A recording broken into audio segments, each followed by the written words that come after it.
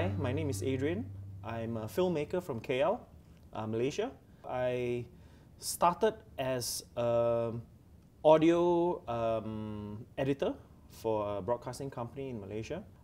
So I've been making films independently for the last 10 years or so. And about 2 years ago, I started teaching storytelling.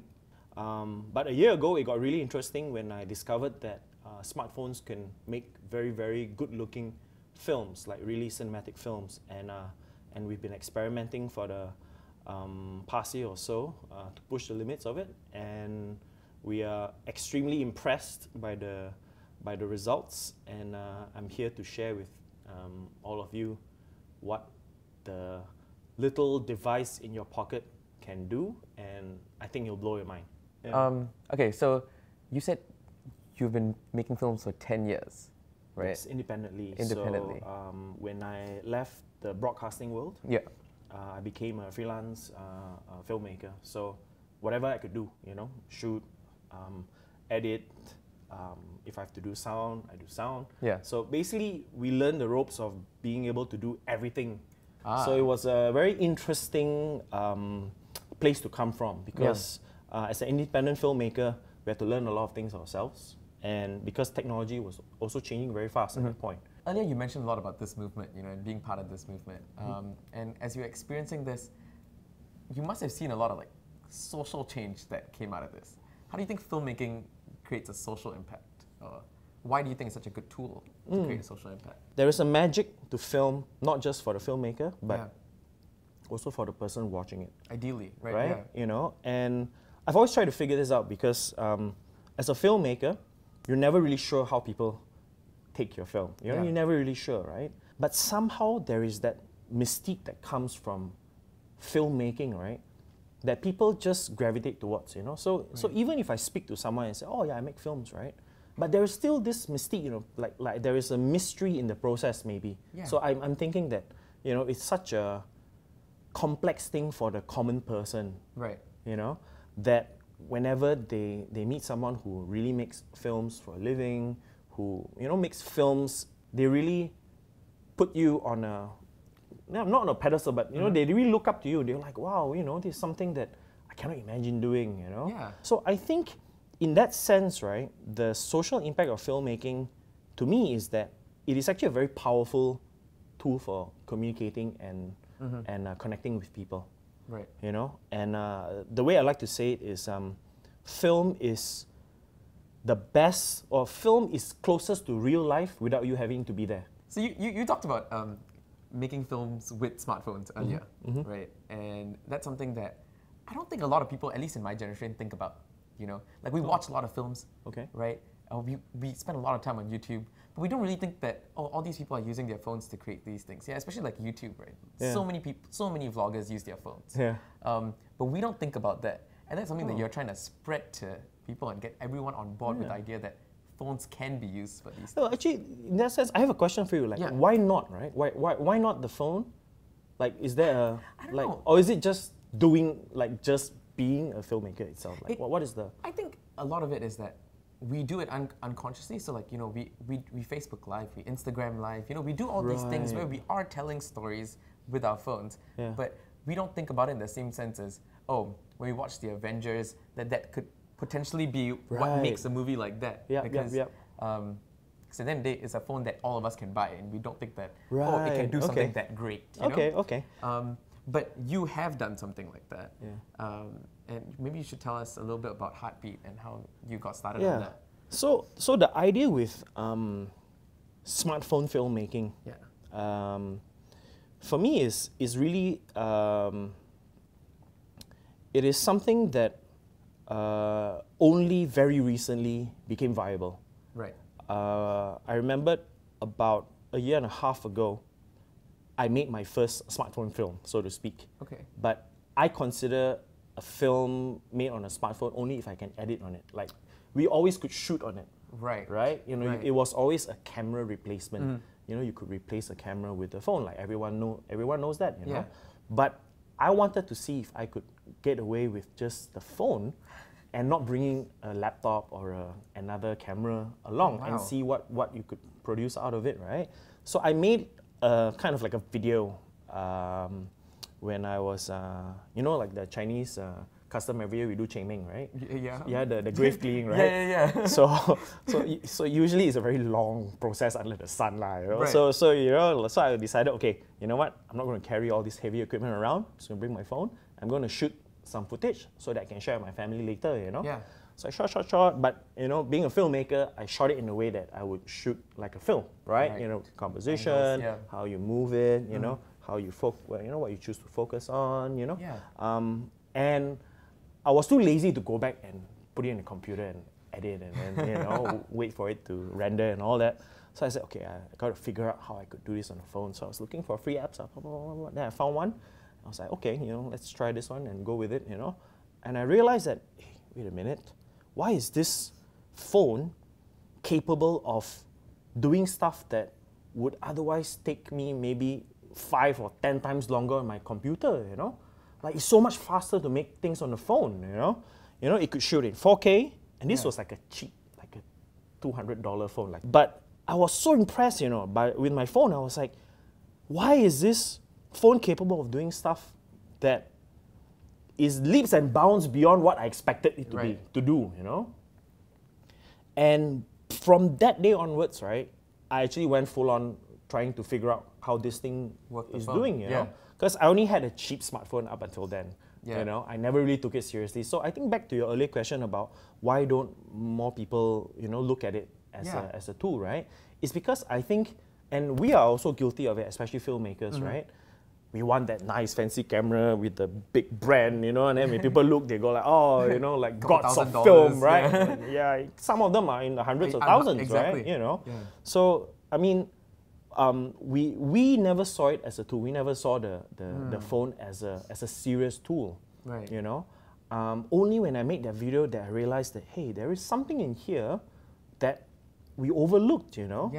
So that's when I contacted my friend James Lee, who is a film producer, film director, kind of like a cult hero in Malaysia, you know. If you follow the indie scene in Malaysia, he's like the guy, you know. So he's a good friend of mine. We've never made any films together. We just hang out and talk about video games and stuff like that, you know. But then I was, you know, so I just called him and said, hey James, you know, I've been making videos on this phone, and do you want to make some smartphone films or not? Then I was like, hey, I was just thinking the same thing. You know, today, Red Camera, the company that makes this Hollywood, you know, digital HD cameras, right?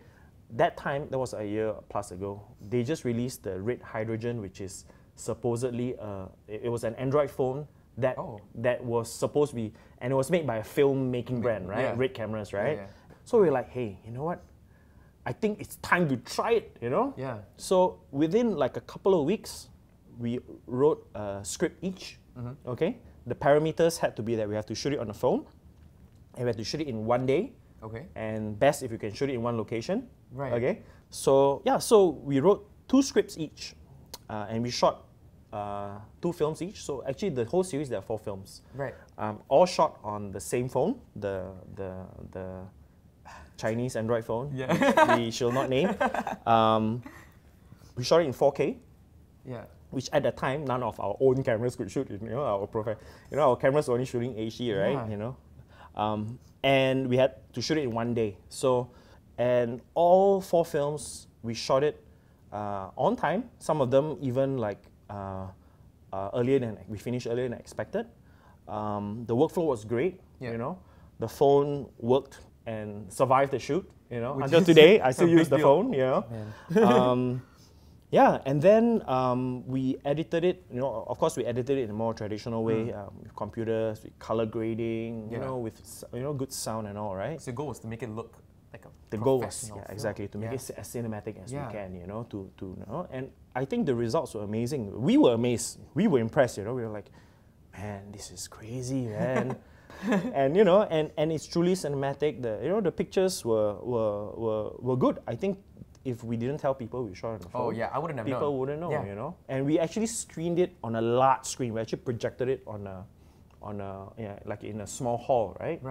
And you know, it held up, you know, the picture.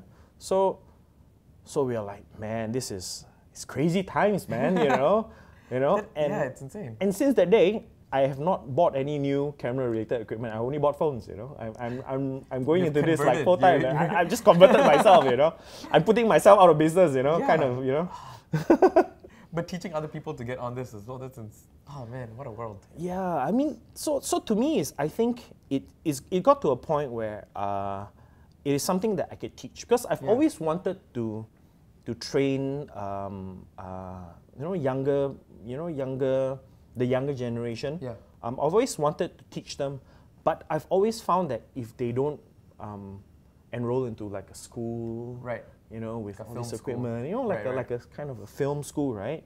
It's very hard for them to access the you know, either the equipment or the skills and the people to do it with, you know. So to me, the phone is something that would somehow, because it's a phone, right? Yeah. It just triggers their interest because people relate to it immediately. Say, oh, I have a phone. Yeah. That means I can do it. You know, like you know, kind of that shortcut, right? Yeah. You know, and to me, that was always the hurdle that I see for most young people, is that, oh, if I can't afford a camera, I don't have a nice camera, I don't have a powerful computer, how am I going to make a film, right? It's an expensive industry to get into. I like it, but I like the idea, but I can't do it, right? You know, but now I tell them, what, you have no more excuse, you know? So the idea for me is that if they get past that technical hurdle, right? Yeah. The real education begins, which is storytelling. Yeah. You know, because that's what makes a film, you know? You brought some of your equipment today. Yeah, so I wanted to show, so I'm really proud of these stuff. All right, so this is the phone we shot it on. It's a Chinese Android phone. Yeah. So if you could see in the BTS, this was kind of like what James was shooting on, and this is what I shot a lot of heartbeat with. Yeah. Or at least most of the moving shots.